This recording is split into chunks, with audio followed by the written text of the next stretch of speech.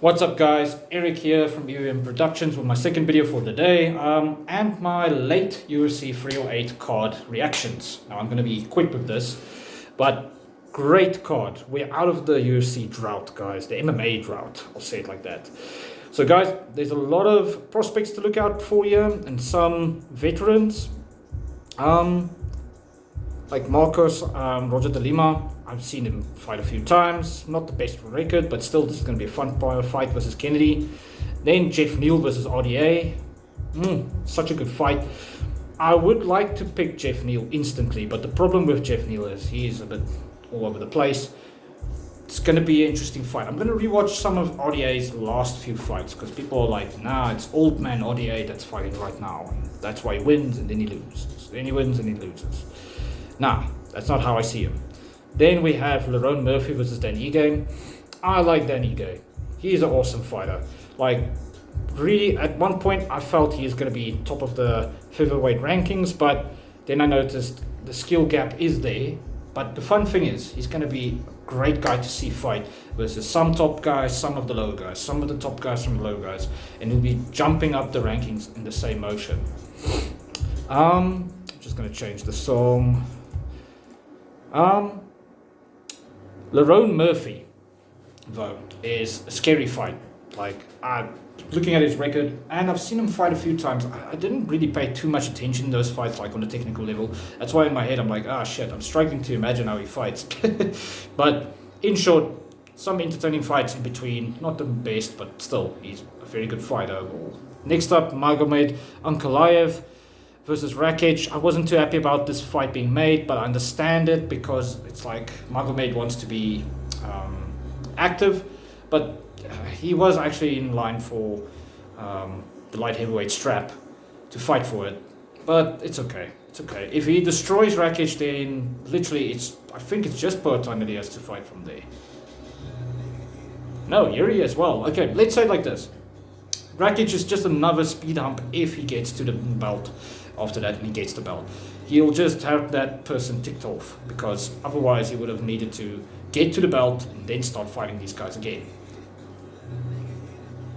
Rakic is he's also up and down when he gets to the top of the divisions.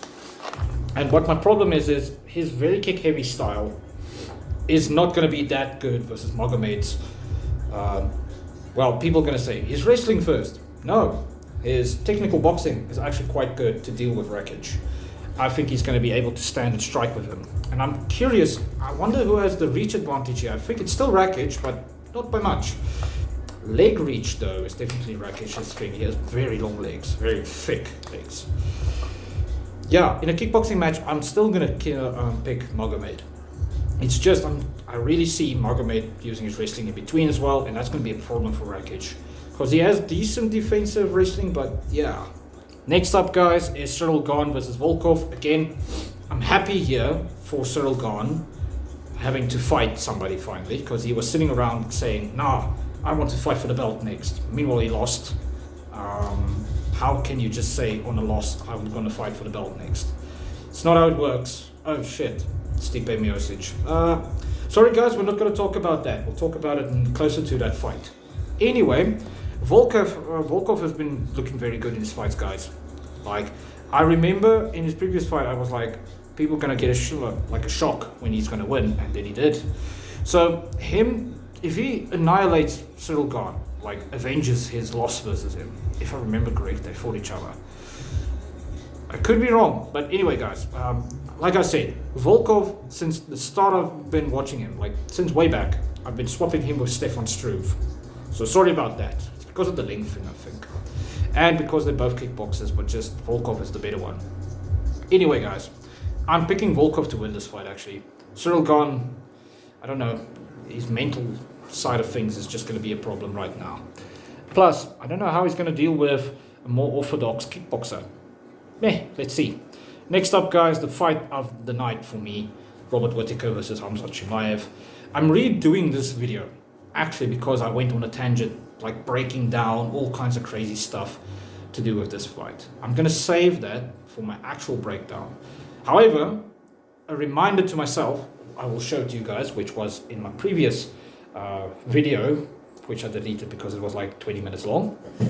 So guys, I'm gonna move back a tiny bit. Since Khamzat's rise, I said Robert is a big problem for him. I said Usman is a big problem for him, which Usman showed in their fight actually. Who else? Izzy is a big problem for Khamzat if they fight. I know a lot of people's like, no, he's just gonna wrestle him. Guys, listen, it's a difference here, and I'll get to it in my breakdown. I think I'll mention it back in that time period. But listen, two things that Robert Whittaker has instantly that is a problem versus Khamzat is the way he jabs. So see, usually a jab is straight with, like, it's very textbook straight back. By the way, I put my hands like this because imagine I had 16-ounce gloves on. Everything's blocked. Everything is blocked. So you pop it out straight, flick it. You flick it straight out, that's it. You hit with the front two knuckles, blah, blah, blah.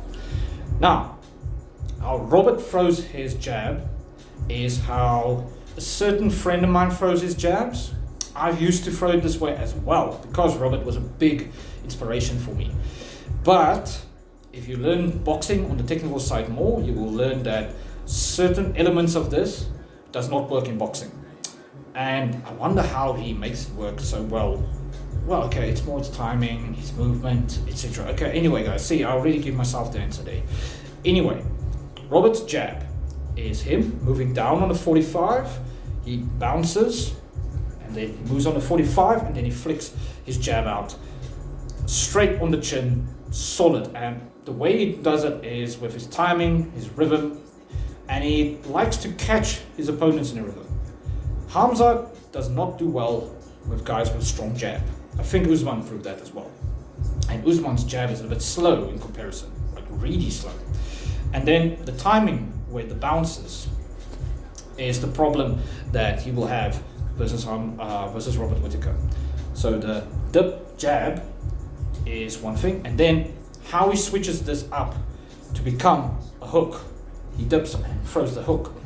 And what he does is the bounce, the other blitzes, etc. is the reasons why he can land these strikes. Even versus Izzy in the rematch, he still landed it. In the first fight, he landed it more often, and then he got clipped because he was making other mistakes. He was being predictable. But versus Khamzat, this will be a problem because Khamzat likes fighting like this. He likes doing this, and he just walks in. And you see, there's a whole lot of problems there, especially because he does move his head, but it's not enough. He does this more, he does the Oliveira walk, is what I call it. And if he suddenly gets into Robert's flow, and Robert does the dip and throw, right through the guard here is where that jab's just gonna find home. And then when he gets scrambled egged in the head because of the jab to hook part, he will get clobbered with these two shots alone. There's more attacks that Robert has, which I'm going to say for my prediction, but you guys see already, it's going to be such a problem. Now, there is a way around it, which Tricus du Plessis actually pointed out quite well. He exposed it, in my opinion, but I'm going to keep it silent. Only certain guys who have watched a lot of breakdowns, who understand the sport, know what I'm talking about. And crazy enough, you can exploit this from different stances. But yeah, this is like a tidbit that I'm leaving in for myself to remember, because if anything happens with my condition, I know my head's just going to be like, because it does happen sometimes, guys, and it's really frustrating, the brain fog. Me forgetting stuff like this that at a time I breathed this. I didn't even need to mention it. I can just say, this is why this guy's going to win. He has these weapons and he's going to implement them this way. Robert is going to implement the jab and the hook quite well. It's one of the ways that he's going to, it's one of the weapons that he has. It's not all of the weapons, and I'm not making my prediction right now, but it's one of them. Khamzat, though, has that crazy wrestling in round one. He has that crazy round one, is what I'll tell you guys. And I'll tell you this. Go look up Rob Whittaker's last few fights. Well, all of his fights since... No, actually, I can't say that. That's way too far back. Okay. look at all his round ones where the opponent won. Go watch that and see a trend. If you guys can notice the trend, you will know where Hamzat has a big advantage. Even in the long run, he has a big advantage. Anyway guys, next fight, the one that other people are crazy about, and they have, like, I can break this one down too, but I'm not gonna. I'll do that closer to the fight. Max Holloway versus Ilia Topuria. Damn it, this fight to me is a problem, because the co-main event, I can imagine how it's going to play out, because I've thought about it previously. I haven't focused on Ilia's tricks, let me say it like that, enough to understand Max's, how their styles are going to conflict. But I can tell you guys one thing. Max does quite well versus proper orthodox style or typical style boxer MMA fighters. And that is a really bad situation for Ilia Topuria. Because the closest fighter that Max has fought to Ilia is, okay, I can say it's more like Jose Aldo, but Aldo is a bit more dynamic. That means he chooses different strikes. But Ilia fights a lot like Calvin Kattar, the guy that Max Holloway landed 300-400 strikes on. So yeah guys, I'm just going to leave that there. Nearer to the fight, I'll tell you guys why and who I'm picking. But this card is going to be epic. I really enjoyed that the UFC was like, let's cook proper for this fight. And I'm sad that Merab versus Sean O'Malley is not on this still, but this whole card just seems great. Like, this is going to be one of the cards that I might say, depending on how I feel, I'll wake up real early and watch almost all of the fights. Or all of them. It's just going to be fun. Damn it, guys. It's going to be fun. And I hope the rest of the year the UFC cooks like this. Cheers, guys.